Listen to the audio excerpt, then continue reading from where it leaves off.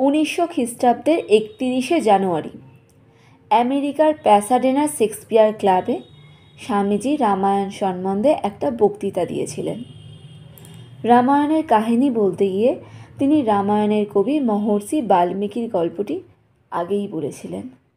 যে যার চিন্তা করে সে তার গুণাবলী পায়, চোরও সাধু হয়। অনেক দিন আগের কথা। এক যুবক অনেক চেষ্টা করেও তার পরিবারবর্গের ভরণ পোষণ চালাতে পারতেন না। যুবকটির নাম রত্নাকর। শরীর ছিল তার খুব শক্ত ও বলিষ্ঠ। অভাবের তাড়না সহ্য করতে না পেরে শেষকালে সে ডাকাতি করতে আরম্ভ করল। নির্জন পথের ধারে সে লুকিয়ে থাকত। অসহায় কোনো পথিক সে পথে গেলে রত্নাকর আক্রমণ করে তার যথা সর্বস্ব কেড়ে নিত। কেউ বাধা দেবার চেষ্টা করলে তাকে খুন করতে সে এতটুকুও ভাবত না। বাবা, মা, স্ত্রী ও সে, এই চারটি মানুষ নিয়েই তার পরিবার। ডাকাতি করে যে ধন সে পেত তাতে কোনো রকমে তার সংসার চলত। একদিন দেবর্ষি নারদ যাচ্ছিলেন সে পথ দিয়ে। সুযোগ বুঝে রত্নাকর তাকে গিয়ে আক্রমণ করল। মুনি ঋষি, ধনী গরিব কেউ তার হাত থেকে রেহাই পেত না। ঠাকুর, তোমার কাছে যা আছে তা সবই আমাদের দাও, না হলে এখনই তোমার মাথা কাটব। নারদ একটুও ভয় পেলেন না। খুব ভালো করে যুবকটিকে তিনি একবার দেখলেন। তারপর বেশ শান্তভাবে বললেন, মাথা কাটবে? কেন তুমি আমার যথা সর্বস্ব নিতে চাইছ? তুমি কি জানো না ডাকাতি করা পাপ, মানুষ খুন করা মহাপাপ? কেন তুমি এরকমভাবে নিজেকে মহাপাপের ভাগী করছো? রত্নাকরকে দেখে পথিকরা সকলেই ভয় পায়। কিন্তু এ আবার কীরকম লোক?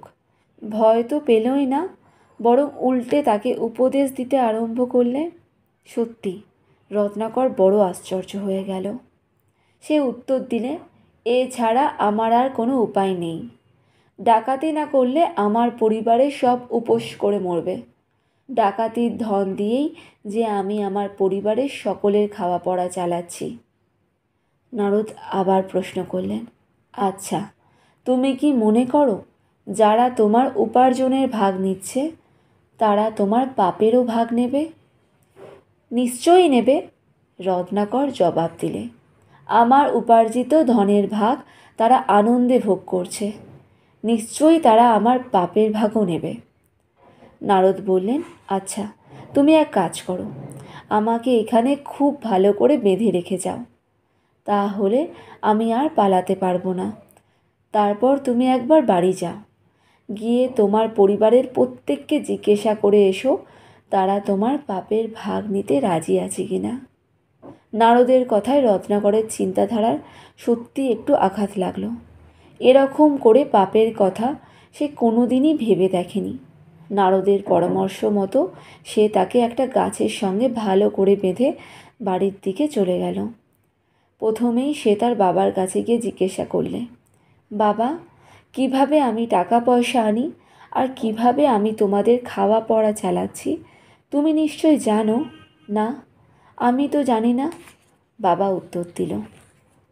আমি ডাকাতি করি বাবা, লোককে খুন করে তার যথা সর্বস্ব এনে আমি তোমাদের ভরণ পোষণ করি। এ কথা শুনেই রত্নাকরের বাবা ভয়ানক রেগে গেলেন। তিনি বললেন, কি, তুই মানুষ খুন করিস, ডাকাতি করিস? এরকম মহাপাপ করেও তুই আমার ছেলে বলে লোকের কাছে পরিচয় দিচ্ছিস?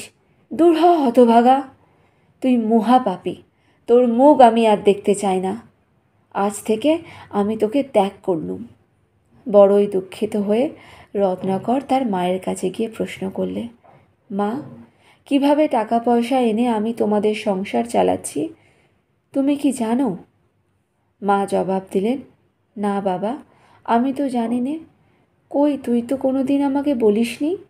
রত্নাকর বলল, মা, আমি ডাকাতি করে টাকা আনি। ছেলের কথা শুনে মা ভয়ে একেবারে চিৎকার করে উঠলেন, হ্যাঁ, বলিস কি রে? বাবা ও মায়ের অবস্থা দেখে রত্নাকরের মনে ভাবান্তর এলো। কম্পিত কণ্ঠে সে বললে, শোনো মা, তুমি কি আমার পাপের ভাগ নেবে? অম্লান বদনে মা উত্তর করলেন, আমি তোর পাপের ভাগ নিতে যাব কেন? আমি তো আর তোর সঙ্গে ডাকাতি করতে চাই না। মার কথা শুনে রত্নাকরের আর সেখানে দাঁড়াতে ইচ্ছা করল না।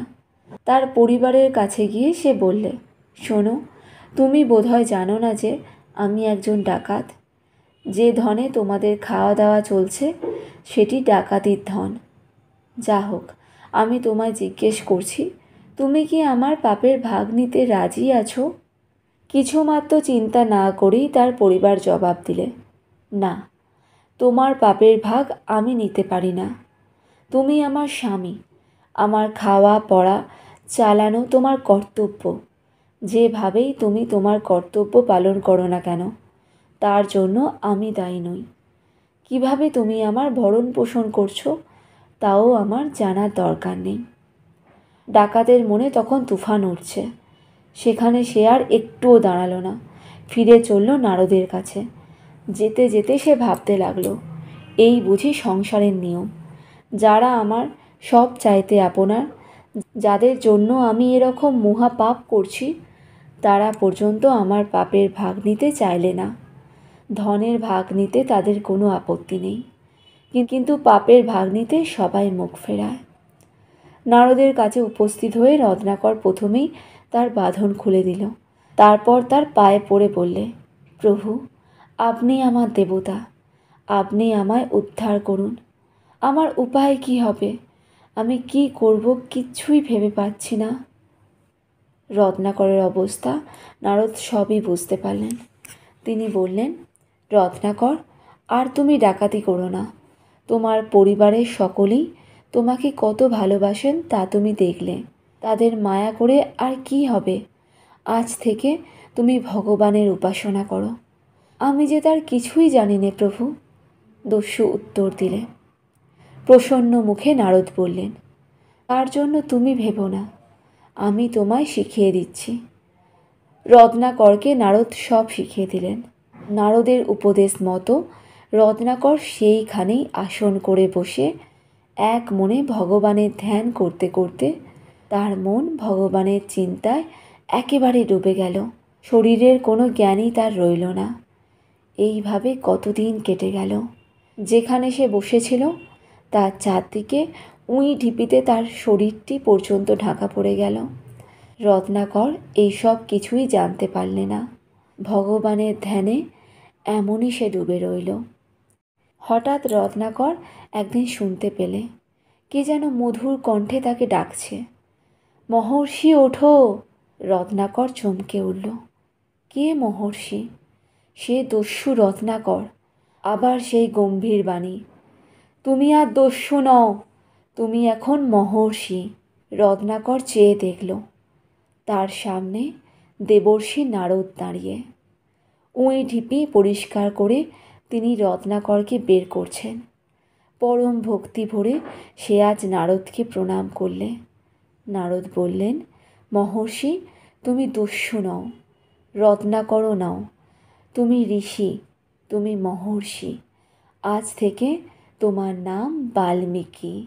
ভগবানের ধ্যানে তুমি এত তন্ময় হয়েছিলে যে তোমার চারিদিকে উঁই ঢিপি হয়েছিল, তুমি তাও জানতে পারোনি। বল্মীক রূপে বসে তপস্যা করেছ, তাই তোমার নাম হলো বাল্মীকি। দস্যু রত্নাকর চিরতরে বিদায় নিলে। তার জায়গায় হলো মহর্ষি বাল্মীকির আবির্ভাব। বাল্মীকির মুখ থেকেই সবার আগে কবিতা বেরিয়েছিল, তাই তাকে বলা হয় আদি কবি। একদিন তিনি গঙ্গায় যাচ্ছিলেন স্নান করতে।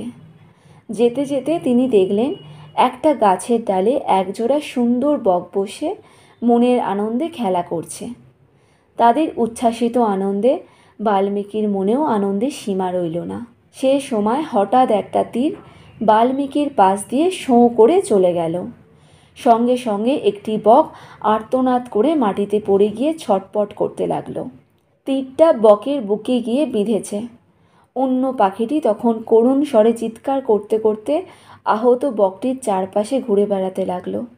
এই করুণ দৃশ্যে মহর্ষির মন অভিভূত হয়ে পড়ল।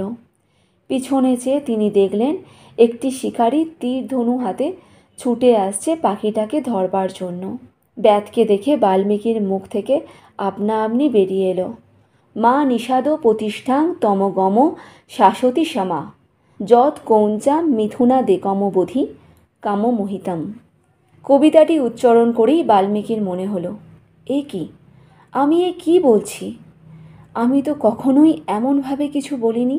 তখনই দৈববাণী শুনতে পেলেন, বাল্মীকি ভয় পেও না, তোমার মুখ থেকে আজ যা বেরিয়েছে তার নাম কবিতা। শোকে তোমার অন্তর থেকে বেরিয়েছে বলেই এর নাম শ্লোক। এরকম শ্লোক দিয়ে তুমি রামের কাহিনী বর্ণনা করো, তাতে জগতের মহা উপকার হবে। আদি কবি বাল্মীকি জগতের উপকারের জন্য তাই রামায়ণ রচনা করলেন।